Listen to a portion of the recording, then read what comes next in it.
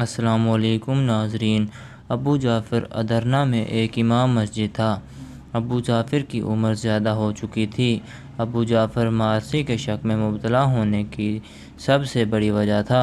یہ شخص درد حقیقت قسطنطنیہ کا قیصر کا جاسوس تھا اور یہاں ادرنہ میں ایک مسلمان مذہبی پیشوا کے روپ میں داخل ہوا تھا۔ یہ شخص ادرنہ میں مارتھا کی آمد سے پہلے ہی اپنی سازش کا جال پھیلا چکا تھا۔ مذہب پرست البانوی کنیز مارتھا سلطان کے محل میں وارد ہوئی اور ابو جعفر کی سرگرمیاں مزید تیز ہو گئیں۔ اس سے پہلے یہاں مارتھا کو صلیب اعظم کا واسطہ دے کر اپنی سازش میں شریک کیا تھا۔ ابو جعفر خود قسطنطنیہ میں آیا صوفیہ کے چرچ سے منسلک تھا اور ایک پختہ کار راہب تھا۔ جب قیصر نے سلطان مراد خان ثانی کو سلطنت عثمانیہ کے تخت پر بیٹھنے دیکھا تو ایک نئی چال کے تانے بنانے شروع کر دیے۔ ابو جعفر جو یمنان تھا، عظیم عیسائی سلطنت کے بادشاہ قیصر قسطنطنیہ کا خاص جاسوس تھا۔ قیصر قسطنطنیہ مینوال کے پاس عثمانی سلطنت کے دارالخلافہ ادرنہ کی ایک خبر ہر ماہ باقاعدگی کے ساتھ پہنچتی تھی اور ادرنہ میں قیصر کی اس ساری سازش کا سرغنہ ابو جعفر تھا۔ پچھلے 12 سال سے ابو جعفر مارسی کی ماں کے مکان پر آیا جایا کرتا تھا۔ مارسی بچپن سے ہی اس سے نفرت کرتی تھی اور اس کی مکارانہ صورت کو دیکھتے ہی کھول اٹھتی۔ اسے ابو جعفر کی حقیقت کا علم نہیں تھا، لیکن وہ اس کی عادات اور طریقے سے اب تک بخوبی اندازہ لگا چکی تھی کہ یہ مکار شخص یقیناً وہ نہیں جو اوپر سے نظر آتا ہے۔ ابو جعفر مارتھا کے گھر ہوتا تو دونوں بند کمرے میں بیٹھ کر دیر تک باتیں کرتے رہتے۔ کبھی کبھی سکندر کو بھی بلا لیا جاتا۔ مارسی مسلمانوں کے اس مذہبی پیشوا کو اپنی عیسائی ماں کے پاس باقاعدگی سے آتا دیکھ کر شک میں مبتلا ہو گئی۔ ادھر سکندر بیگ جب سے مسلمان ہوا تھا پہلے سے بھی زیادہ بدتمیز ہو گیا تھا۔ وہ جتنی دیر گھر پر رہتا مارسی کو بری نظروں سے دیکھتا رہتا۔ مارسی بچپن سے ہی سکندر بیگ کی عادات کو ناپسند کرتی تھی۔ وہ بچپن سے ہی چڑچڑا، بدتمیز اور ہٹچٹ تھا۔ شاید اس کے اس طرح بدمزاج ہونے کی وجہ یہ رہی ہو کہ اس کے سامنے اس کے باپ جان کسٹیاٹ کو سلطان مراد خان ثانی نے ذلت آمیز شکست دی اور اسے اس کے 3 چھوٹے بھائیوں سمیت یرغمال بنا کر اتنی دور ادرنہ آنا پڑا، اور اس کو اندازہ تھا کہ اس کے تینوں چھوٹے بھائی بچپن میں ہی اس کی آنکھوں کے سامنے اس دیار غیر میں بیمار ہو کر مر گئے۔ یہ سب کچھ سکندر بیگ کے حالات کا تقاضا تھا اور کچھ مارتھا کا بد زبان سازشی کردار کا۔ سکندر بیگ اس قدر منتقم مزاج اور مغرور واقع ہوا تھا۔ آج مارسی نے ایک مرتبہ پھر سکندر بیگ کو مقابلے کا میدان جیتے دیکھا تو اس کے مایوسی اور غصے کی لہر دوڑ گئی۔ آج خصوصی طور پر اس کا غم و غصے کی ایک بڑی وجہ یہ تھی کہ علیہ الصبح گھر سے نکلنے سے پہلے سکندر نے مارسی سے کہا تھا، آج شمشیر زنی کے مقابلے کا دن ہے، میں ایک بار پھر ادرنہ کا سب سے بڑا جنگجو تسلیم کیا جاؤں گا۔ یہ حقیر ترک میرے مقابلے کی ہمت نہیں رکھتے۔ آج اگر میں پھر جیت کا تمغہ لے کر لوٹا تو چچی مارتھا سے تمہارا ہاتھ مانگ لوں گا۔ سکندر بیگ مارتھا کو چچی کہہ کر پکارتا تھا۔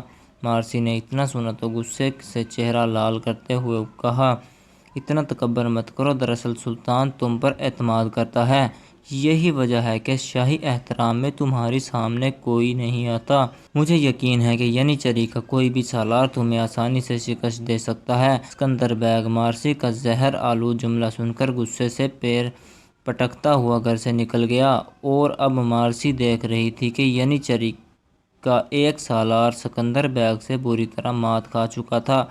مارسی کی نظریں میدان سے ہٹ کر اپنے پیروں میں آ چکیں۔ وہ آج صبح کا مکالمہ یاد کر رہی تھی جب سکندر نے اس سے کہا تھا کہ میں تمہاری ماں سے تمہارا ہاتھ مانگ لوں گا۔ مارسی شدید بے چین تھی اور آنے والے وقت سے ہراساں تھی۔ مارسی کی نگاہیں جھکی ہوئی تھیں کہ اچانک اسے اسٹیڈیم میں شور سنائی دیا، زوردار تالیوں کا شور۔ جب مارسی نے میدان میں دیکھا تو وہ اپنی سیٹ سے اچھل کر رہ گئی۔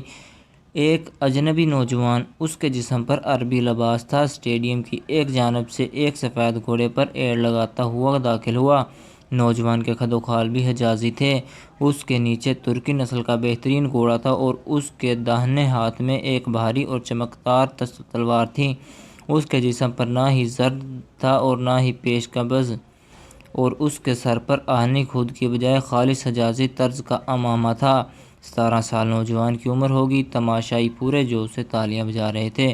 اجنبی نوجوان کو آتا دیکھ کر سکندر کے ماتھے پر شکنیں نظر آنے لگیں۔ اسے اس نوجوان کی آمد پر حیرت تھی۔ اسٹیڈیم کے اعلانچی نے بآواز بلند اعلان کیا اور لوگوں کو بتایا کہ اجنبی نوجوان کا نام قاسم بن ہشام ہے۔ یہ حجاز کے شہر مکہ کا رہنے والا ہے، جہاں اسلام کا اولین سورج طلوع ہوا۔ اعلانچی نے بتایا کہ قاسم عثمانی تربیت گاہ کے شمشیر زنی کے استاد طاہر بن ہشام کا چھوٹا بھائی ہے۔ اس اعلان کے ساتھ ہی سلطان مراد خان ثانی کے چہرے پر بھی حیرت اور اشتیاق کی لہر دوڑ گئی، اور سلطان کے پہلو میں بیٹھا نو عمر شہزادہ محمد بن حیرت سے چونک اٹھا۔ لیکن مارسی کی حالت سب سے عجیب تھی۔ وہ اپنی نشست پر بار بار پہلو بدلتی اور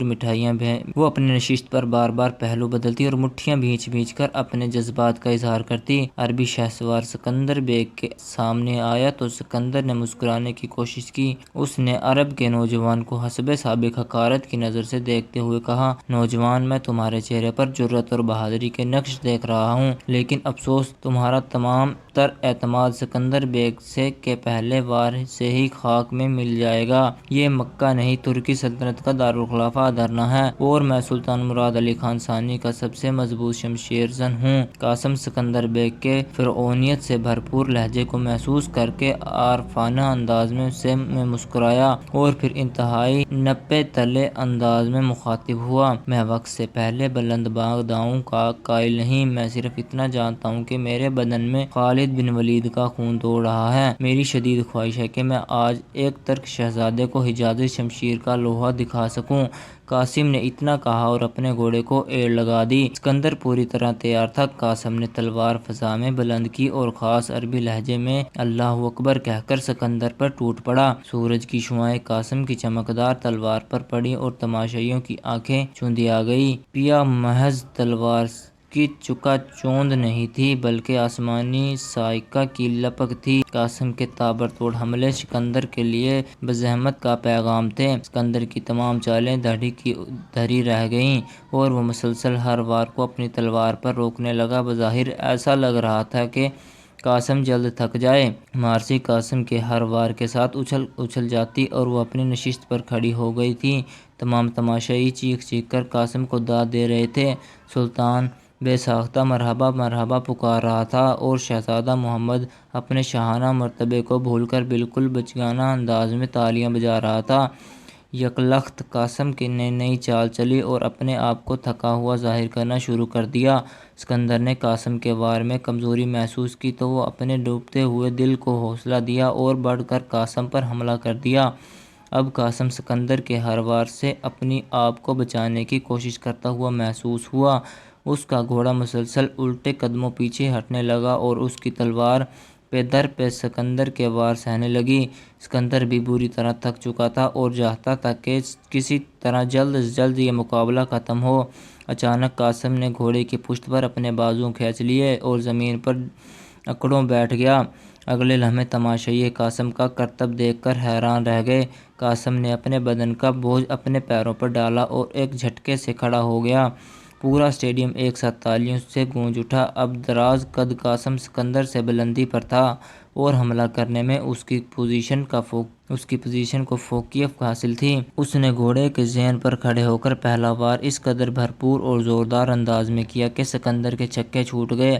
فرط جذبات سے مارسی کی چیخ نکل گئی۔ سکندر بیگ دراز قامت قاسم کے پہلے وار کو ہی نہ سہا۔ قاسم کی شمشیر کسی آہنی گرز کی طرح سکندر پر گری۔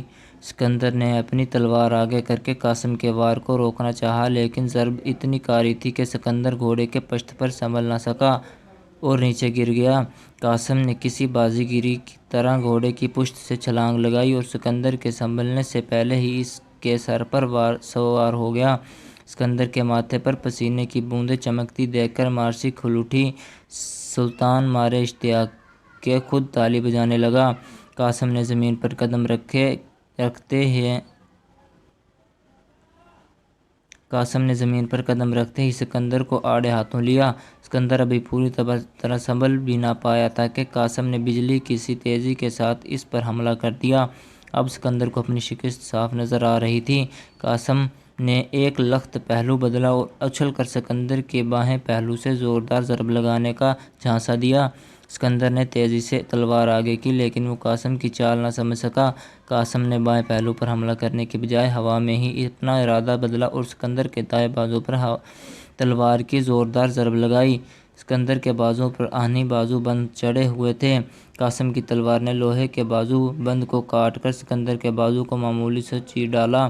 خون کے قطرے زمین پر گرے تو یکدم اسٹیڈیم میں موجود تماشائی خاموش ہو گئے۔ قاسم نے صورتحال کی نزاکت کو غور کیا اور ایک لخت اپنے تابڑتوڑ حملوں کا سلسلہ روک دیا۔ وہ سکندر کو پیچھے تاب کھاتا چھوڑ کر چند قدم پیچھے ہٹایا۔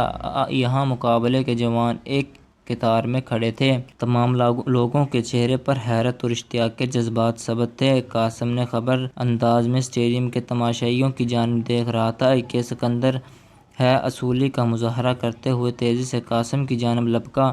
اگر مارسی اپنی نشست چینخ کر قاسم کو خبردار نہ کر دیتی تو سکندر یقیناً قاسم کی گردن کاٹ لیتا۔ قاسم نے مارسی کی چینخ سنی اور ایک لمحے میں صورتحال کا اندازہ کر لیا۔ اگلے لمحے وہ کسی چیتے کی طرح اپنی جگہ پر اچھلا اور گھوم کر نہ صرف سکندر کے وار سے خود کو بچا لیا بلکہ پوری قوت سے سکندر پر حملہ بھی کر دیا۔ تلوار کی چھن چھن انتہائی سرعت کے ساتھ سنائی دینے لگی اور پھر تماشا یہاں دیکھا کہ قاسم کی ایک وار سے سکندر کی تلوار رات کے چکور کی طرح پھڑپڑاتے ہوئے اڑ گئی۔ اب سکندر خالی ہاتھ تھا۔ قاسم بھی تلوار پھینک دی اور سلطان مراد خان ثانی کی موجودگی کا خیال کیے بغیر سکندر پر عراقی فن پہلوانی کا ایک ایسا داؤ مارا کہ اسے زمین سے چند فٹ اوپر اٹھا کر بری طرح پٹک دیا۔ ناظرین، اس ویڈیو کا اگلا ایپیسوڈ اگلی ویڈیو میں دیکھیے گا۔